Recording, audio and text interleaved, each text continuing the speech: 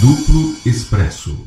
Hoje a gente vai ter um programa especial, porque já, em 10 minutos, chega para conversar com a gente o deputado Glauber Braga, do PSOL do Rio de Janeiro, o deputado mais destemido dessa legislatura, né? Ele que, tempos atrás, falou algo que todo mundo sabe, mas que ninguém tem a ousadia de se atrever, né, a falar, que é que o Sérgio Moro é um juiz ladrão, né? Até há novidades sobre essa questão. Houve já um pronunciamento do relator no Conselho de Ética da Câmara dos Deputados nessa semana. A gente vai conversar com ele sobre isso também.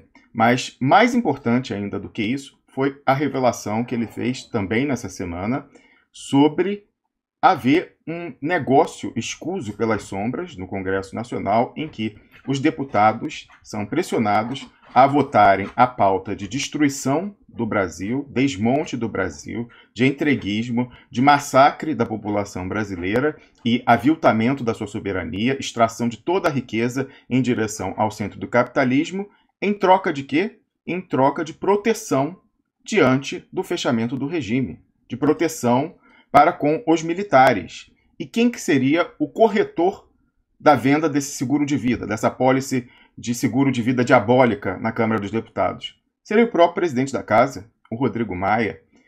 Eu vi isso alertado por um expressionauta, essa colocação do deputado Glauber Braga, e, primeiramente, eu fiquei, assim, em alguma medida, como eu posso dizer, não satisfeito, mas assim, empolgado com a possibilidade de ter algo que confirmasse tudo aquilo para que a gente vem alertando aqui, vindo de alguém que é uma testemunha ocular do que está acontecendo dentro das instituições da Câmara dos Deputados, mas, ao mesmo tempo, fiquei mais preocupado ainda por ver que ninguém no Piguinho Vermelho, na imprensa supostamente à esquerda, deu destaque a essa fala.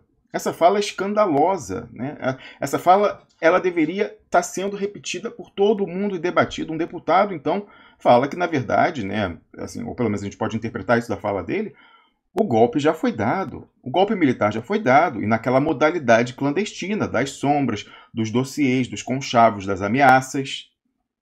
Então, não é mais naquela modalidade do tanque na rua, né? As pessoas estão esperando o tanque na rua, não vai ter, não precisa. Não precisa do tanque na rua, eles já conseguem todo o objetivo que eles querem de destruição nacional apenas ameaçando os atores que estão dentro das instituições. E é preciso dizer que o rei está nu. É preciso alguém com ousadia para fazer o que o deputado Glauber Braga fez.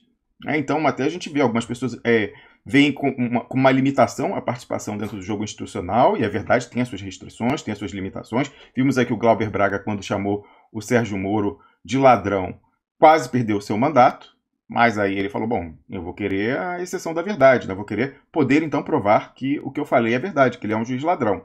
A gente falou aqui, deputado Glauber, estamos à disposição para ajudá-lo. Nós do Duplo Expresso, que há muito tempo nos dedicamos a provar que Sérgio Moro é ladrão, já reunimos um arsenal considerável sobre isso ao longo desses anos.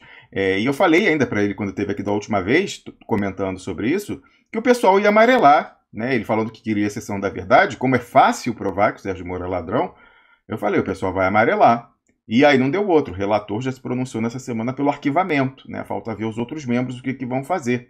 Eu vou perguntar para eles também qual é a expectativa que ele está, mas eu continuo renovando a aposta. Eu acho que vai ser arquivado, porque é muito fácil provar que o Sérgio Moro é, de fato, um juiz ladrão.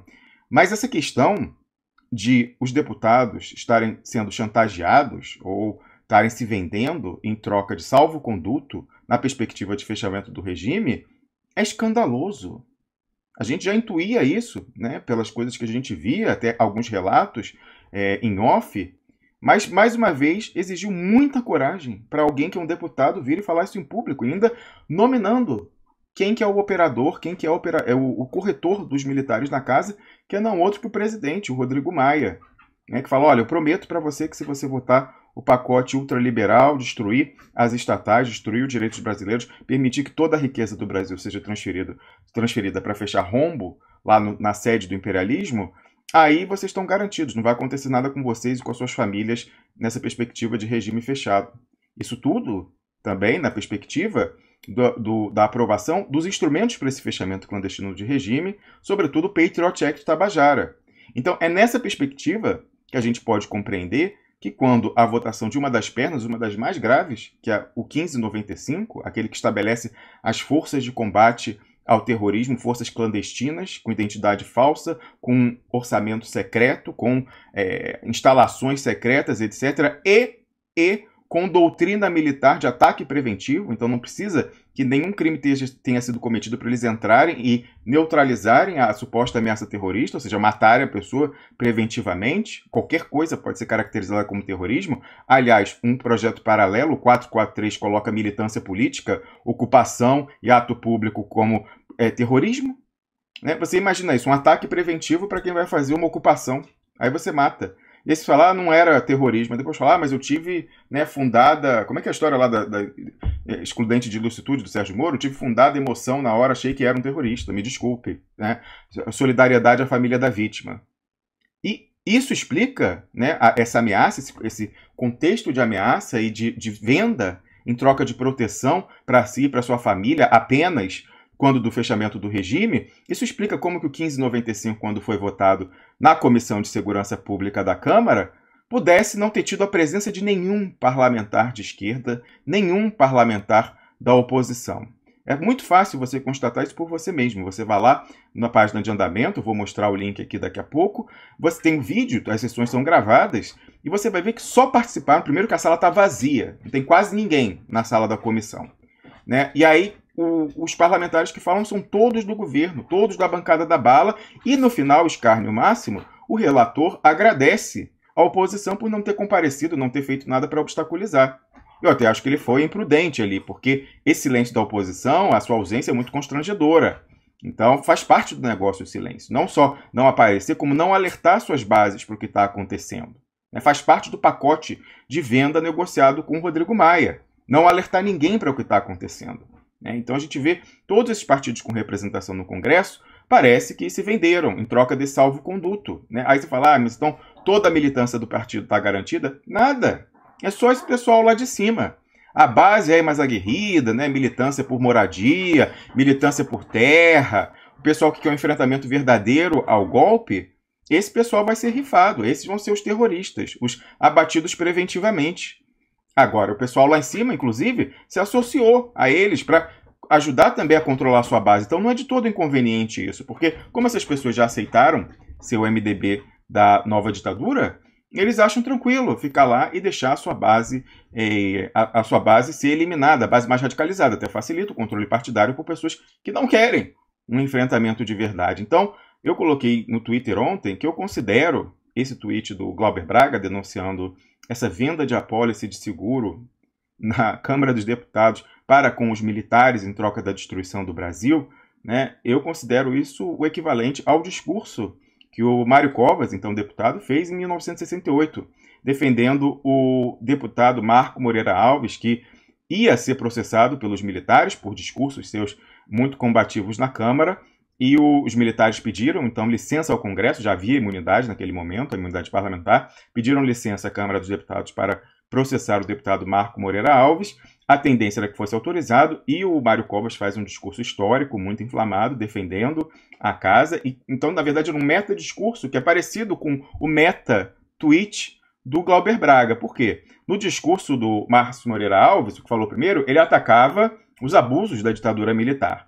O Mário Covas, quando sai em sua defesa, defende a prerrogativa do parlamento e denuncia o que estava acontecendo ali e que aquela casa não podia se submeter à ameaça que vinha dos fardados de então.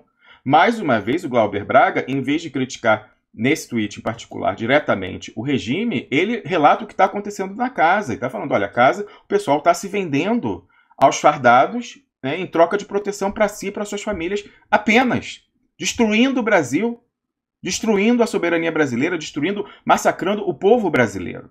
Então, esse meta-comentário dele sobre o aviltamento, a ameaça dos seus pares e daquela casa legislativa, equivale à versão século XXI, a versão era digital, da denúncia que fazia ali o Mário Covas, das pressões, que é o rasgar a fantasia e mostrar que a gente já está na ditadura. Algumas pessoas, equivocadamente, falaram foi o Márcio Moreira Alves e o Mário Covas os responsáveis pelo AI-5.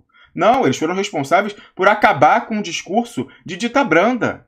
e mostrar que a ditadura era a ditadura de verdade. Ué, o que adianta? Você faz a vontade da ditadura, mas não tem o tanque da rua, não tem a proibição, porque você não ousa, né? Você não ameaça. Você fica lá quietinho, não é ditadura, porque não tem censura, não tem as coisas que o AI-5 tinha. A mesma coisa agora. Ah, não é ditadura, as instituições funcionam normalmente porque tem sessão no Congresso, o Congresso não está fechado, aliás, lá o AI-5 também fechou o Congresso, aí fala, não, não tem problema, o Congresso está aberto, né? Não está funcionando, o STF tem as suas sessões. Não.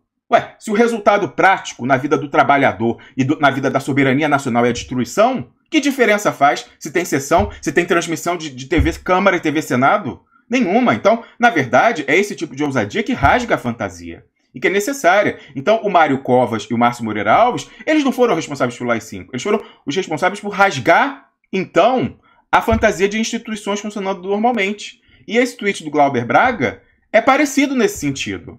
Ele rasga a fantasia, falando que o pessoal está votando a destruição das estatais, o massacre do trabalhador, porque está com medo e quer proteção quando os militares fecharem o regime, usando todo esse aparato repressivo aí do Patriot Act. Eu tenho a impressão que o Glauber Braga já entrou na sala.